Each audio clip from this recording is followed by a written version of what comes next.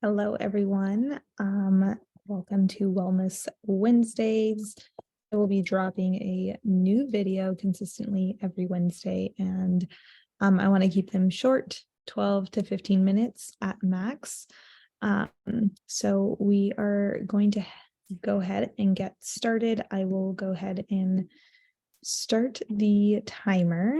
Let me just pull that up really quickly so that, again, I am being mindful of everyone's time. So here we go. I wanted to do a talk on sleep, since I know that this is something that 70 million Americans, y'all, struggle with sleep. And sleep deprivation or lack of sleep, lack of, the ability to stay asleep, anything like that, it is literally like it affects every part of your body. And I'll definitely go into all of that, okay? A quick stat just about sleep is that the global sleep aid market generated $59 billion in 2020. Okay, so people are looking for remedies to sleep. And it's projected to reach 111 billion by 2030, okay? So sleep is very important to understand. It's not only important to understand it at a basic level, but in regards of longevity, this means living long, and we all should be striving to live long. And you want to strive to live long without chronic disease. And so one of the medical doctors that I learn a lot from, she always says, you want to live long and you want to die fast. Like, you don't want to die slowly, right? And that's what a lot of chronic disease is. It's our bodies and our cells are slowly dying. So we don't want to do that. And one of the ways that you can help your body not do that is by prioritizing sleep and giving your body what it needs in order to get that good sleep. So obtaining 7 to 8 hours of sleep a night is what everyone should be shooting for. And that can be very difficult for individuals who struggle with anxiety, stress, and for new moms, for moms in general, for postmenopausal women, perimenopausal women, as you're going through menopause, right? There are a lot of different variables that come into why people struggle with sleep. And the more that we become a more busy, hustle and bustle type of culture, the more I hear, oh, I can sleep when I die type of mentality. And it's like, if somebody is saying that or solely relying on like energy drinks and caffeine and coffee in order to keep them going, right? Like, they're actually setting themselves up to die a lot sooner compared to individuals who do prioritize healthy sleep habits. So I'm actually happy that I've kind of been a koala all my life. I've prioritized naps before having kids. Well, I only have one daughter, but I don't take naps anymore. I think that has a lot to do with the dietary changes that I have made, and I focus on whole nutrient-dense foods now. So generally that 2-3 p.m. crash, right? I'm not experiencing that anymore. But lack of sleep definitely affects every organ system within our body. It affects our metabolism. Definitely it affects our weight. When you are deprived of sleep, your brain craves sugar more. I definitely noticed that postpartum because I was waking up every 1.5 to 2 hours to breastfeed my newborn daughter. The next day I would wake up and I was like, I just wanted sugar, like I wanted it because I was so sleep deprived, and naturally that's what we go to. It definitely affects your mood. You're irritable, grumpy. Definitely affects your ability to function, and your core processor is super slow. They call it like mom brain. But both men and women can experience that just due to lack of sleep. And I already mentioned 70 million Americans currently are suffering from sleep problems. So the lack of sleep, definitely, like I said, ability to concentrate kind of goes out the window. And this is also for kiddos too. Kiddos can definitely struggle with sleep, and that's sometimes a even more difficult space to navigate because it's like, you can't give a kid an Ambien. You can't give a kid, a benzodiazepine or whatever it is that is getting prescribed these days for sleep issues. I never went down that realm when I was prescribing for patients. And I know that, some people will utilize like Benadryl and antihistamine to sleep, but that has also been linked to in studies to early onset memory loss. So utilizing that as a sleep aid is not safe. Furthermore, getting less than 7 hours a night, it is linked to negatively affecting your cardiovascular system, your endocrine system, which is all your hormones, your immune system. So if you're not getting enough sleep or that restorative deep sleep, right, you're going to start getting sick easier, or you could develop an autoimmune disease.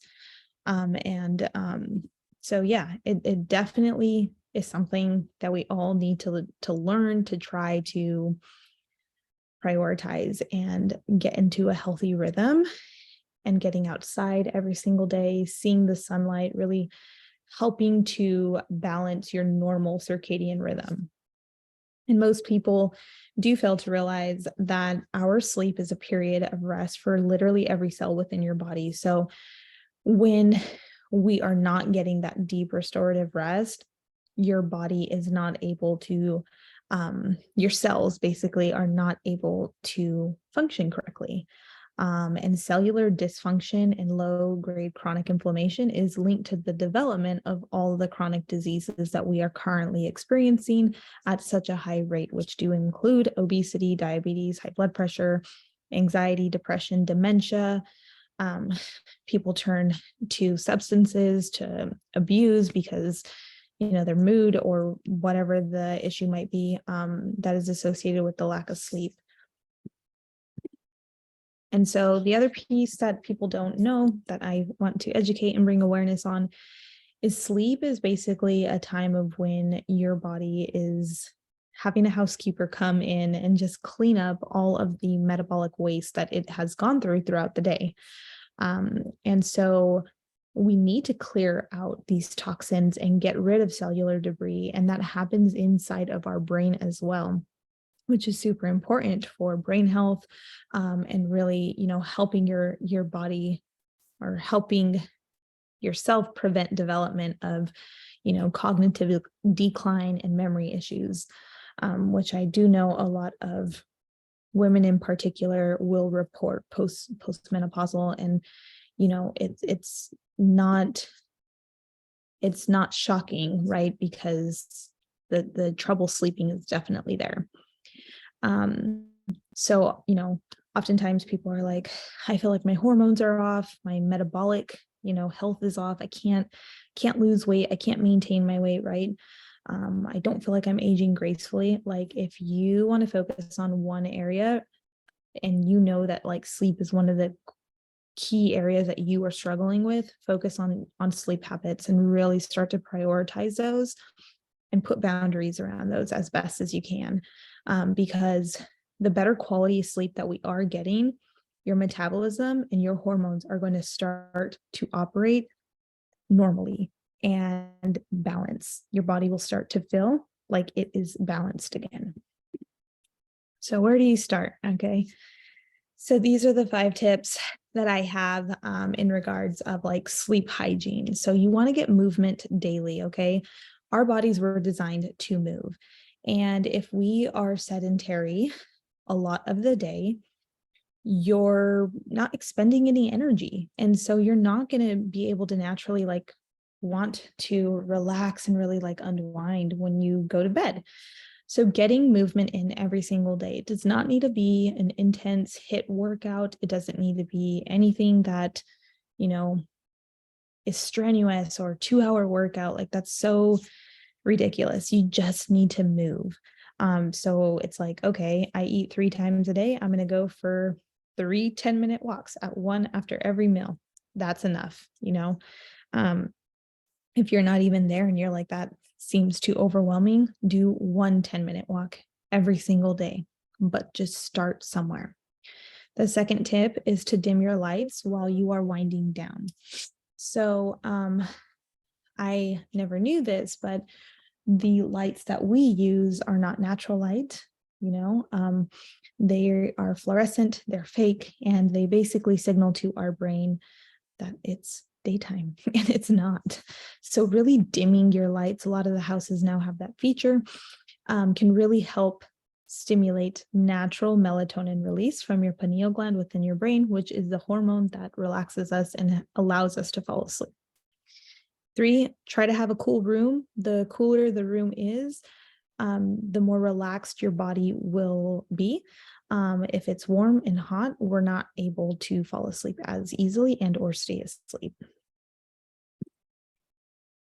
And then 4 is a sleep mask. So I never was a huge believer in these, but actually having like a sleep mask pitch black over your eyes, it continuously is releasing melatonin. Your brain is continuously like, oh, it's dark, right?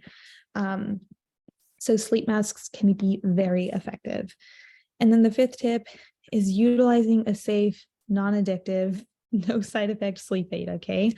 And so sleep aids are not to be utilized like as needed. You want to treat them like a multivitamin to go to sleep, okay?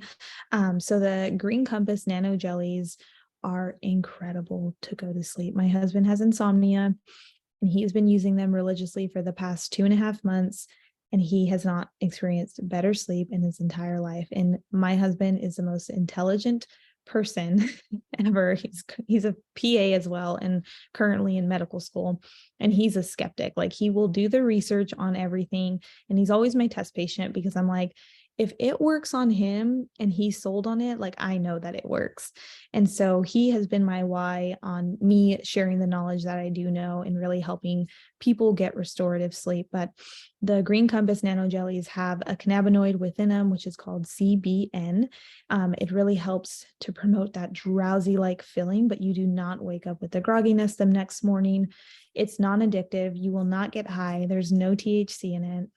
And then excuse me, it contains 3 natural herbs, which are ashwagandha, I misspelled that, passion flower, and lemon balm.